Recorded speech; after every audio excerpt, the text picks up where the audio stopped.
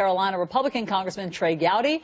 He was chairman of the House Select Committee on Benghazi, which first discovered that Clinton used a private email server. Good morning, Congressman. Good morning. How are you? Doing well. Congressman, explain why you are comfortable with Director Comey releasing word to Congress that there is this new wrinkle in the investigation involving Huma Abedin's emails before knowing if there's any there. Well, I think there are two reasons. Number one, Allison, let's just concede being a police officer and a prosecutor is a lonely and tough job, and unusual facts make for some pretty tough conclusions. But he did tell Congress in July that the investigation had been completed, and he had determined that she didn't have specific intent to commit a crime.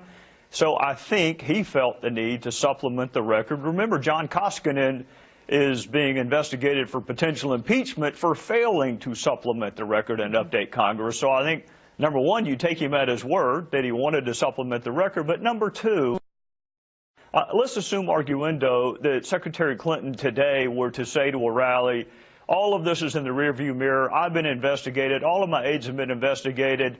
There's nothing here. Well, if Comey knows that there is potentially new information that may impact the investigation, then what she's saying is not true. So under the general theory that the public should be given the information, right, and then they can sort it out, my guess is he wanted us to know that there was new, potentially relevant information. Right, before knowing if it is relevant. I mean, you've heard lots of legal experts say that it just breaks with protocol, him coming forward before knowing if there's relevant information.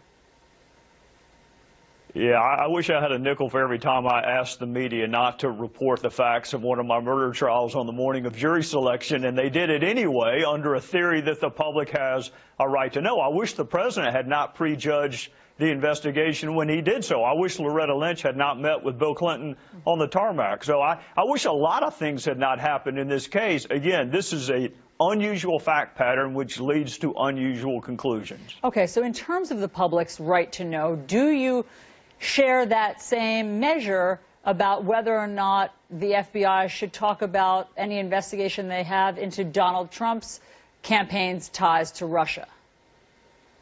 Well, as a general rule, the Bureau does not confirm or deny the existence of an investigation, although that rule lately has been honored more in its breach.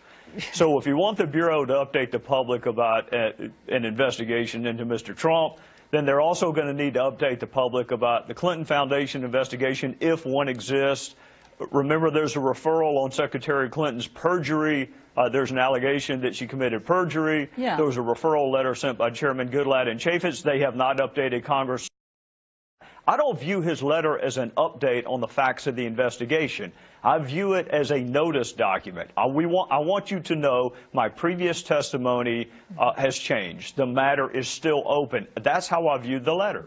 Well, one of your colleagues on the House Oversight Committee says that you and your Republican colleagues are basically just accepting this double standard, that you do want the update on Hillary Clinton's emails, but you're not pressing the FBI for any update that could be, of course, wildly relevant to the presidential race if Donald Trump's campaign had some sort of connection to Russia. Well, I'm sure my colleague on oversight was not referring to me, because maybe I'm a universe of one. I don't want an update on the status of the email investigation. I'm not entitled to an update on the status of the email investigation. I used to work for the Department of Justice. They should not be discussing the facts of an investigation until the investigation is over.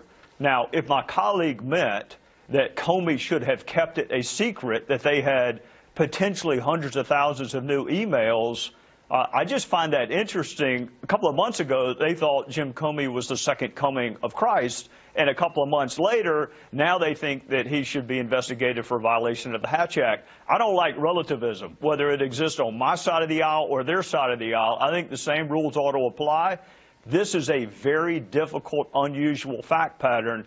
But, Allison, it is difficult and unusual because of decisions made by people not named Jim Comey. I mean, Secretary Clinton is the reason you and I are having this conversation, not Jim Comey.